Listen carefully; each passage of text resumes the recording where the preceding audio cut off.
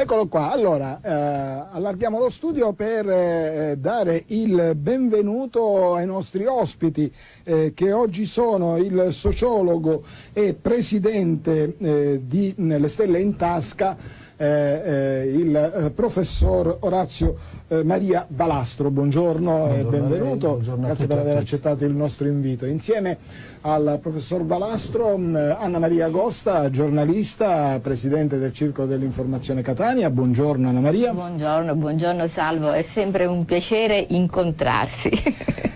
E poi Luisa Lacarruba, che invece è un'attrice che fa parte del gruppo Teatro Impulso di Catania. Buongiorno anche alla nostra ospite.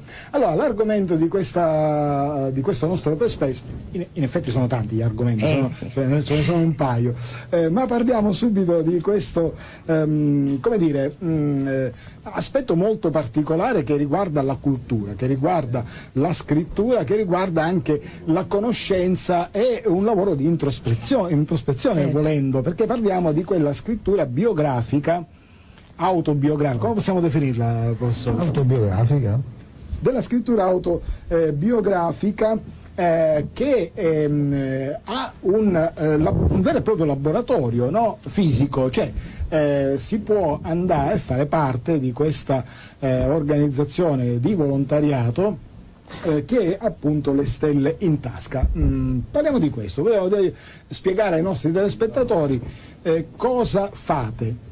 Allora, Le Stelle in Tasca è un'organizzazione di volontariato, nasce nel 2005 e dal 2005 ad oggi noi realizziamo dei laboratori di narrazione e scrittura di sé in sedi come biblioteche comunali qui di Catania. Attualmente da diversi anni siamo alla Biblioteca Rosario Livatino. Abbiamo la possibilità di accompagnare chi desidera evocare momenti particolari della propria vita, raccontare la propria storia, di accompagnarli passo passo per scrivere una propria autobiografia. E diversi laboratori annuali, edizioni annuali, sono stati realizzati ogni anno, accompagnato dai gruppi di persone per narrare e scrivere di sé. Quindi non si fa altro che elaborare un pensiero o magari raccontare un'esperienza di vita. Sì, elaborare un pensiero che poi diventa anche un pensiero sulla nostra vita, sulla nostra esistenza, che non resta unicamente un pensiero che evoca solo dei ricordi, ma anche un pensiero che cerca di rispondere a delle domande, va in cerca di qualcosa, di risposte alla nostra stessa esistenza, e diventa un laboratorio sperimentale e esperienziale che è molto importante per ciò che le persone riescono a ottenere da questa esperienza. Chi può partecipare a questi laboratori? Allora, a questi laboratori possono partecipare tutte e tutti quelli che desiderano fare questa esperienza insieme a noi. Bene. Anna Maria Agosta, giornalista. Sì, appunto io ho avuto modo di entrare in contatto con questa realtà diciamo un giorno che c'era una conferenza, perché ti devo dire che questa associazione non è molto conosciuta purtroppo a Catania, però a livello internazionale sì, vedi un po'. Capita spesso. E quindi io l'ho conosciuta perché una mia amica aveva fatto questa esperienza di scrivere la propria vita, di scrivere degli episodi, e mi ha invitata, e quindi io ho scoperto questa realtà molto bella, molto coinvolgente, perché tu vedi tante persone, tanti mondi che vengono resi al pubblico, alla gente che può acquisire queste esperienze già vissute, e quindi è un patrimonio di grande umanità, di grande utilità. Sono delle esperienze che servono a far crescere non solo noi stessi, che appunto ci cimentiamo a raccontarci per appunto fare conoscere la nostra storia, ma che ci legge, e quindi è un aiuto, può essere un aiuto anche per i giovani, perché anche i giovani hanno tanto bisogno di esprimersi, di farsi conoscere, e quindi anche questo è un mezzo che abbiamo tutti, non solo i giovani. I giovani hanno un grandissimo vantaggio in prospettiva, potrebbero avere questo grande vantaggio, che è quello della curiosità, di conoscere bene ancora il mondo, noi magari di riscoprirlo, no? Perché ci siamo un po' fermati, fossilizzati anche noi su un pensiero che è ormai standardizzato e dovremmo abituarci, grazie alla scrittura evidentemente, a tirare fuori quello che noi stessi non sappiamo neanche di avere dentro, no? A livello di percezioni, di ragionamento. Lo chiedo anche alla nostra ospite che è Luisa La Carrubba, che peraltro è anche, fa parte dell'associazione, cioè come volontario. Ecco, la tua esperienza e come ti sei approcciata? Allora, io sono venuta in contatto di questa associazione tramite una mia amica nel 2016. Io attraversavo un periodo molto difficile della mia vita e lei mi ha consigliato di iniziare questo percorso che non si è ancora concluso, tant'è che poi sono rimasta in qualità di volontario. È stata un'esperienza molto interessante e coinvolgente, anche perché ho capito quanto fosse importante e terapeutica la scrittura in realtà, per conoscere se stesso e nell'approccio con gli altri. Quindi vogliamo centrare per benino l'argomento, perché Anna Maria diceva si tratta di un'associazione che in effetti poi sul territorio non è molto conosciuta, ma magari a livello internazionale perché è in sinergia, credo, no? Con altre associazioni dello stesso tipo sparse per il mondo. C'è questo interscambio, perché poi parliamo di un interscambio culturale vero. E io leggo tra le note dell'associazione che le Stelle in Tasca portano avanti anche il progetto di animazione socioculturale e di educazione alla cittadinanza attiva, che è un termine forse un attimino troppo abusato negli ultimi anni, no? Quella di cittadinanza attiva si fa riferimento sempre a qualche movimento politico di qualsiasi colore, eccetera, mentre la cittadinanza attiva, la parola stessa lo dice, non dovrebbe avere connotazioni politiche, ma una sorta di movimento culturale vero che porta ad analizzare dei fatti e magari, perché no, a trovare soluzioni, che non dobbiamo delegare necessariamente a chi poi le soluzioni magari non riesce a trovarle. Sì, se volete, il progetto aveva delle ambizioni inizialmente, l'organizzazione di volontariato Le Stelle in Tasca non era solo quello di creare uno spazio protetto che ci permettesse di condividere la nostra storia, di riconoscerla come importante e al tempo stesso di ritrovare in questa storia un nuovo senso per guardare la vita in modo diverso, qualunque sia l'esperienza che abbiamo vissuto. Voi immaginate che i vari laboratori in città contemporaneamente diventano anche dei momenti in cui ci sono altri progetti che sono quelli di condividere quello che già inizialmente era stato accennato, il patrimonio che è stato creato in questi anni. In questi anni abbiamo raccolto tantissime scritture autobiografiche che sono diventate un vero e proprio patrimonio immateriale, che ci parlano della nostra storia, della nostra città, della Sicilia, e ci parlano anche di queste esistenze e di questi vissuti che ci permettono di riconoscerci, di riconoscere qualcosa, di entrare in contatto con l'altro attraverso un ascolto sensibile di sé e dell'altro. E da qui è nato anche, ad esempio, il progetto del nostro premio internazionale Trinachia, dedicato alle scritture autobiografiche di persone che vogliono raccontarsi, che magari non hanno avuto la possibilità di partecipare ad uno dei nostri incontri di lettura o di scrittura, ma vogliono raccontare se stessi o raccontare la storia di un'altra persona importante per la nostra comunità. E questo premio è nato nel 2012 e la quarta edizione si è appena conclusa a maggio di quest'anno. E state già lavorando per la quinta. E stiamo già lavorando per la quinta. Poi torneremo un attimo, anche perché nel frattempo ci sarà spazio anche per la nostra amica, per Luisa La Carrubba, di leggere dei brani e farci capire meglio poi qual è il sunto di tutto quello che stiamo dicendo. Anna Maria, parliamo ancora una volta anche di come invece si muove un'altra associazione, che è appunto quella che tu presiedi, perché diciamo, quando si parla di un'associazione che ha come scopo principale quello di promuovere la cultura e l'informazione, certo. spesso si genera un attimo di confusione, no? Si pensa solo ad un circolo privato fatto di giornalisti che stanno lì magari a bere il drink a fine settimana.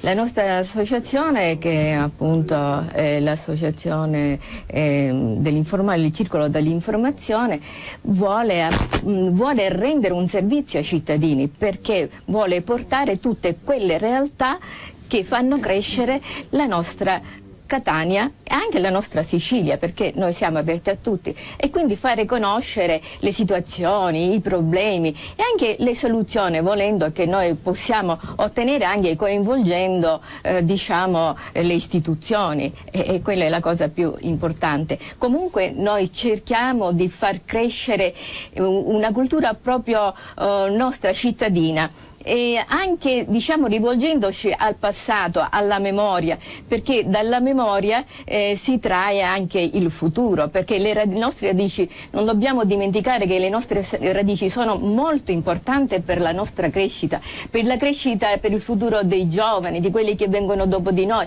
per dare certezze, perché le certezze vengono dalle esperienze, i grandi traumi vengono dalle insicurezze, perché chi non ha le idee chiare può abbracciare qualsiasi realtà, anche la più pericolosa. E invece l'esperienza, la memoria sono una guida dell'anima, e quindi noi dobbiamo tenere presente questo sempre. E noi con la nostra associazione cerchiamo di coinvolgere i giovani, i loro genitori, chiunque abbia il desiderio e la volontà di partecipare a questa realtà. Bene, allora veniamo alla nostra attrice, lettrice oggi. Volontaria. No? Volontaria. Tu fai parte, dicevamo, di questo gruppo Teatro Impulso di Catania, che è sostanzialmente una scuola di recitazione. Sì, l'associazione Teatro Impulso nasce nel 2003 ed è la continuazione di un progetto nato nel 1990 che si chiamava Sarcasmos. Si occupano, Nunzia Pruiti, Mario Guarnieri e Sergio Barone, si occupano di didattica legata alla formazione teatrale. Sergio Barone si occupa anche di sceneggiatura teatrale e cinematografica. Quindi è un teatro scuola in realtà, però questo non significa, non ci vieta di avere il nostro programma. Ogni anno si mettono in scena delle commedie, delle opere teatrali, nonché spettacoli di improvvisazione.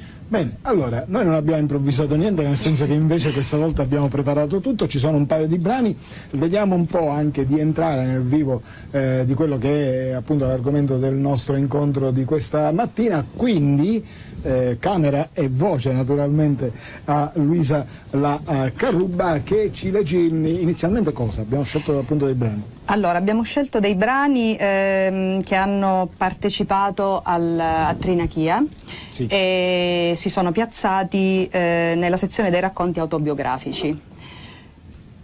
Leggiamo due, insomma, intanto uno, poi vedremo. Sì. Ballarò di Antonino Giordano, terza opera classificata, sezione racconti autobiografici. Piazza Ballarò, non l'ho mai vista così, deserta. Ma oggi è domenica e anche lei fa festa, dorme forse. E con lei tutti i bottegai, tutti i turisti e quella folla multicolore, multietnica, confusa ma vigile, che anima questo mercato. Ma non era così quel 7 gennaio del 1943. Nonno, mi porti con te? Forza Ninì, vestiti, andiamo, ma non farmi spendere troppi soldi, se no nonna Agnese mi rimprovera. Eh sì, nonna Agnese era un po' severa con lui, ma forse non aveva tutti i torti. Il nonno, infatti, visto che era un uomo libero, era dovuto andare in pensione molto presto. Come vi aveva confidato mia madre, era socialista e non aveva voluto iscriversi al partito fascista, iscrizione obbligatoria, visto che era un tutore dell'ordine. Allora lo aveva costretto ad andarsene dalla polizia, perché fosse un uomo molto valoroso e avesse avuto anche tante medaglie, che mi aveva mostrato in segreto e che mi avrebbe regalato quando sarei stato grande. Spesso venivano a trovarlo dei signori anziani, molto seri. Insieme si sedevano intorno a un tavolo e parlavano molto piano. Avevo dedotto che dovevano essere tutti andati a scuola insieme da bambini, perché fra loro si chiamavano compagno. Poi si scambiavano foglietti stampati, giornali, oppure sentivano una radio che parlava una lingua per me allora incomprensibile, sicuramente Radio Londra, ma che suscitava commenti e reazioni in quei signori attempati. Nonna Agnese non tollerava quelle adunanze, spesso irrompeva e con voce brusca diceva: «Forza Antonio, saluta i signori e porta il bambino a fare una passeggiata». Dopo la sfuriata della nonna, nonno Antonio mi pettinava, ungendomi ben bene i capelli di brillantina e immancabilmente mi diceva: «Ninì, mettiamoci la maschera e usciamo». Faceva freddo quel giorno, ma non pioveva, ed io trotterellavo accanto al nonno finché non arrivammo in quel luogo magico. Eravamo immersi in quella folla vociante dove i mercanti cantavano magnificando la merce, scambiandosi impressioni, saluti ed epiteti. Mi sentivo bene, respiravo forte, come quando fuggivo alla morte. Gli americani infatti cercavano di uccidere più civili che potevano, lanciando bombe nei posti più affollati, nelle chiese, negli ospedali, nei mercati. Avevo chiesto a mio padre in seguito perché li chiamavano alleati, visto che uccidevano a più non posso, ma non mi aveva risposto. Già, quando c'erano i bombardamenti e in braccio al nonno Antonio ci precipitavamo nei rifugi sotterranei, in mezzo a tanta gente che gridava e gemeva, gli chiedevo angosciato: «Nonno, come devo fare per non morire?» Lui, abbracciandomi, mi diceva: «Si muore quando si finisce di respirare. Tu respira forte, Ninì, così non muori». A Ballarò non c'erano ricoveri e questo gli americani dovevano pur saperlo, perché cominciarono a bombardare tutto il mercato mentre io, stringendo la mano del nonno, cercavo di correre appresso a lui. I lastroni che pavimentano ancora oggi Ballarò erano troppo trappezzati di feriti e di morti. La strada mi pare adesso deserta, come se volesse proteggere il sonno eterno di coloro che vi morirono quel giorno di 70 anni fa. E mi sembra che i lastroni della pavimentazione siano tante lapidi che proteggono i corpi che io calpestai da bambino, in cerca di salvezza. Mi alzo con fatica, mi asciugo gli occhi e tiro la catena dell'orologio che ho in tasca. Le 11:10. Fra 15 minuti dovrebbe partire dalla stazione l'autobus numero 102, che mi lascia quasi sotto casa. La conservo ancora la cipolla del nonno e di nascosto le do la corda e ci gioco. La appoggio all'orecchio e lei mi regala il suo tic-tac. Forse quello del cuore del nonno che per Ballarò pulsa ancora. Allora sorrido, mi sento al sicuro con quel cuore, con la manina stretta dentro la sua, con nonno Antonio, quell'uomo dolce, coraggioso e libero, di quella libertà che vive d'amore e di purezza. Tic-tac. Ecco, vedete l'opportunità poi di ascoltare con molta attenzione un racconto, uno spaccato di vita vissuta magari, e se non vissuta di vita raccontata, attraverso poi magari gli occhi innocenti di un bambino che ascoltava il racconto del nonno o che comunque adesso ha voluto regalare, perché no, questa pagina di esperienza, di storia, di un capitolo drammatico, no? come quello della guerra. E questo in definitiva credo che sia l'esempio calzante di quello che il vostro atelier, il vostro laboratorio, il premio internazionale fa, insomma dare la possibilità alla gente di poter esprimere, di poter esternare quello che ha dentro, che magari si porta sotto chiave, però non riesce a farlo arrivare, non riesce a comunicarlo agli altri. Quindi la scrittura oggi, nell'era di internet, nell'era delle chat, credo sia però l'esperienza fondamentale per il racconto, no? Sì, è soprattutto quello della conservazione di poterlo trasmettere agli altri. Sì, per noi credo che quello che abbiamo appreso in questi anni e quello che io anche ritengo sia il messaggio da condividere con tutte voi e con tutti voi rispetto a queste esperienze di scritture autobiografiche sia quello che ci testimoniano che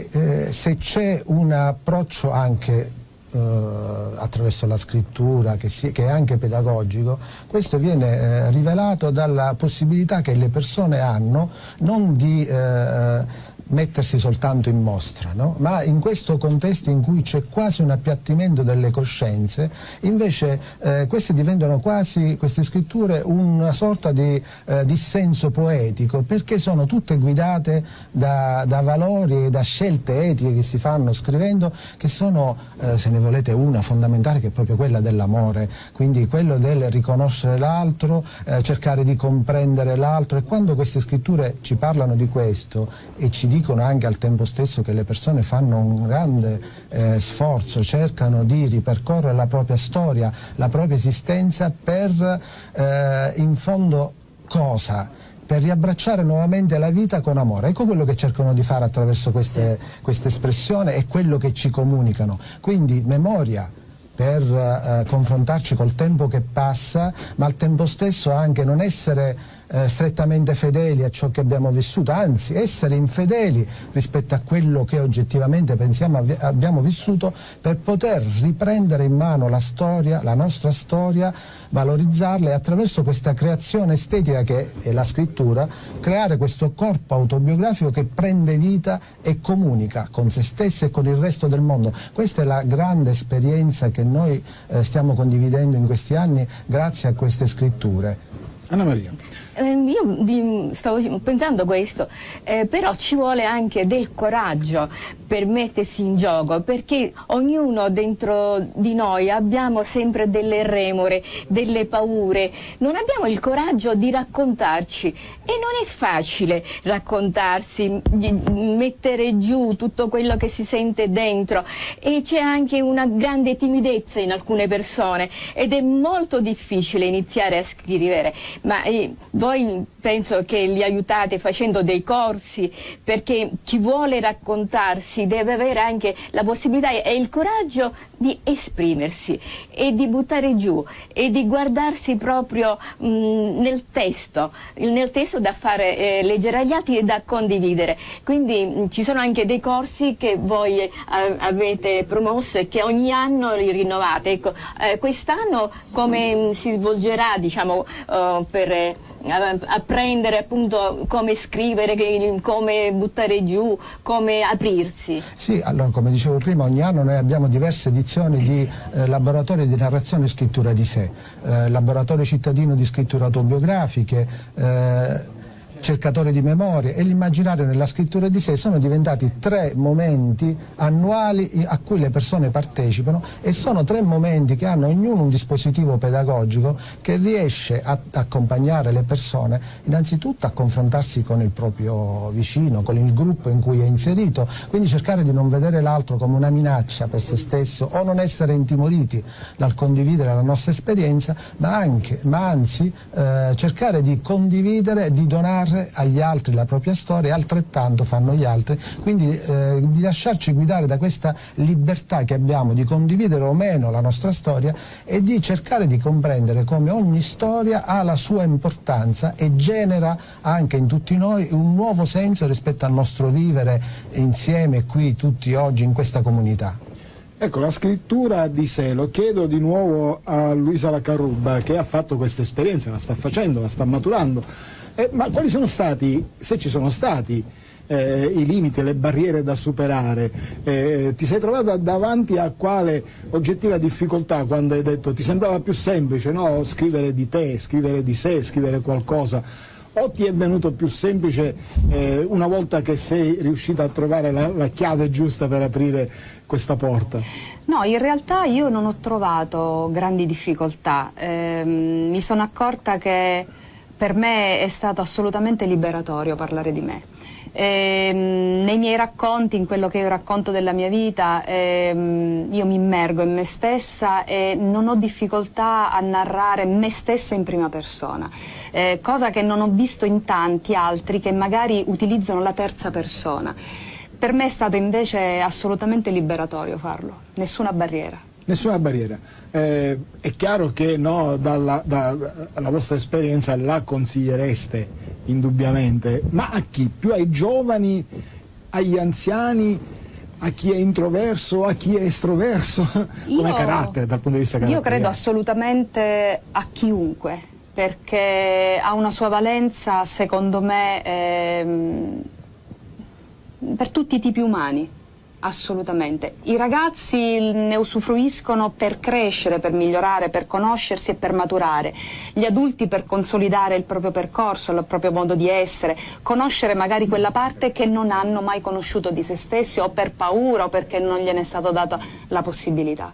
Mastro, ma c'è in programma, chissà magari tra qualche tempo, da portare avanti il progetto proprio con le scuole per come dire, agganciare le giovani generazioni che si stanno un po' perdendo tra mille chat, stanno sempre al telefonino e che utilizzano un altro tipo di linguaggio. Di linguaggio, assolutamente. Beh, io non guardo solo con occhi negativi, no? Questi tipi di strumenti di linguaggio hanno anche diciamo anche perché c'è un'evoluzione come è accaduto, no? Storicamente, quindi, però bisogna anche stare attenti. La forza di questo progetto sta nella possibilità di condividere uno spazio come quello di una biblioteca comunale che valorizza questo tipo di attività, di condividere questa esperienza con un gruppo che anche molto variegato, no? Da giovani ed anziani. Sì.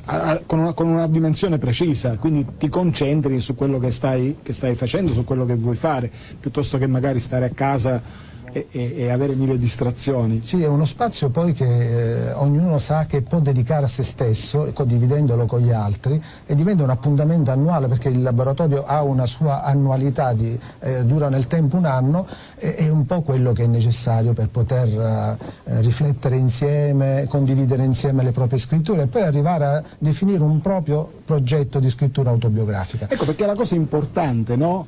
E forse non l'abbiamo evidenziato abbastanza, è che scrivere di sé è il primo step, ma poi il secondo step, forse la cosa più importante, è quello di poterlo condividere, quello che condividere, ma infatti condividendo in gruppo, perché riconosciamo l'importanza di ciò che molto spesso chi comincia a scrivere dice ma perché la mia storia può essere importante? Perché può avere un interesse per chiunque da un punto di vista, e poi che tipo di interesse? Ecco, rispondere a queste domande è importante, e condividendo insieme tutto ciò si comincia anche a fare una ricerca, perché questi gruppi non sono semplicemente si scrive e si condivide, ma fanno anche un percorso di ricerca esperienziale e trasformativa, come io come sociologo insieme a loro condivido questo spazio e rimetto in discussione ciò che ha motivato me stesso, le mie teorie nel condurre un gruppo attraverso queste esperienze. Anche il gruppo fa una ricerca, che è una ricerca di sé e di senso rispetto a ciò che ha vissuto e come quello che ha vissuto può condividerlo con gli altri e ci può permettere, come dicevo prima, di riabbracciare la vita nuovamente con amore. E il discorso del confronto generazionale è importantissimo, giovani, più anziani, ed è fondamentale in questi gruppi che siano così variegati, perché poi alla fine ciò che si mette in discussione è anche la nostra capacità oggi di essere donne o uomini che vivono in questo presente e devono condividerlo con gli altri. E qui, sempre ritornando, anche se può sembrare strano che un sociologo parli d'amore, ma effettivamente credo che rimettiamo in discussione anche il nostro modo di essere donne e uomini, e sulla demarcazione proprio dell'amore cominciare a rimettere in discussione che non è l'amore per il potere che ci deve guidare, ma è il potere dell'amore che guida la nostra vita. Prima di chiudere, perché avevamo previsto quest'altro momento, c'è ancora un bel momento da seguire con molta attenzione, un'altra lettura che ci regalerà Luisa La Carrubba. Cosa abbiamo scelto questa volta? Allora, abbiamo la prima opera classificata sempre nella sezione racconti autobiografici, Amore e pietre di Andrea Bassi. A proposito di amore, no? Nel 1983 raggiungere Filicudi da Ravenna richiedeva un'intera rotazione del globo terrestre. Si partiva in treno nel tardo pomeriggio, si viaggiava tutta la notte in cuccetta, spiando dal finestrino le grandi stazioni deserte nelle quali il treno sostava. Con le prime luci del mattino si arrivava a Villa San Giovanni e qui cominciava un'interminabile operazione di imbarco del treno, che dopo una breve navigazione riemergeva a Messina dalle viscere del traghetto. Si scendeva poi definitivamente dal treno a Milazzo e qui avveniva il primo contatto con la Sicilia. Al porto di Milazzo si saliva poi su una nave che raggiungeva con molta flemma l'isola di Vulcano. Qui si faceva un'altra pausa, passeggiando per il paese in attesa che partisse l'aliscafo. Finalmente io e Pietro toccammo terra sul molo di Filicudi nel tardo pomeriggio del giorno successivo a quello della partenza. Con una giornata di viaggio si poteva arrivare in Australia, agli antipodi del globo terrestre, oppure si poteva arrivare a Filicudi, agli antipodi della modernità. Fare il rilevamento vulcanologico di un'isola come Filicudi significava, quando si è fortunati, vagare per tracce di sentiero che nessuno probabilmente ha più percorso da secoli. Nella maggior parte dei casi, invece, si arranca come capre tra rocce e dirupi, senza alcuna traccia di sentiero, cercando di arrivare ovunque, possibilmente senza farsi troppo male. È impossibile descrivere con le parole i colori del mare e del cielo al tramonto che si potevano ammirare tra quelle colonne. Li fotografai a lungo, solo per scoprire a casa, dopo lo sviluppo della pellicola, che è impossibile descriverli anche con le immagini. L'unica possibilità di viverli è trovarsi lì, al tramonto. L'isola non era ancora elettrificata, qualche casa aveva un gruppo elettrogeno che avviava nelle prime ore della sera, ma una volta che si faceva notte il silenzio era totale e il buio assoluto. La vista della volta stellata e dei riflessi della luna sul mare erano senza pari. In quel porticato di notte ho davvero partecipato all'armonia dell'universo, con un'intensità che non ho più provato in seguito. Eravamo arrivati a Filicudi con le valigie piene di cose inutili, quasi dovessimo sopravvivere nel deserto o evitare contatti con la popolazione. In capo ad un mese avevamo la nostra casa, avevamo smesso gli abiti mimetici a favore di pratiche magliette. Girando per l'isola salutavamo la gente che incontravamo e tutti ci conoscevano. La valigia con gli alimentari non serviva più, perché riuscivamo a procurarci il nostro cibo in molti modi diversi. Dormivamo con i gechi sul muro e avevamo anche il tempo di farci qualche giretto in barca. Non mi permetto di dire che eravamo diventati parte della comunità, però non eravamo più solo forestieri. Non sono più tornato a Filicudi, a volte ho avuto la tentazione di farlo, ma ho preferito trattenere intatti i miei ricordi. Probabilmente non avrei riconosciuto nulla, o avrei sovrimposto immagini banali e persone ordinarie a quei ricordi meravigliosi. Meglio non rischiare, meglio conservare integri i propri amori. Grazie ancora una volta a Luisa Laccarubba per questa ulteriore storia, no? È la storia di un amore che viaggia anche dal punto di vista non solo metaforico, ma che si dà da fare, che va alla ricerca forse di un punto di stabilità.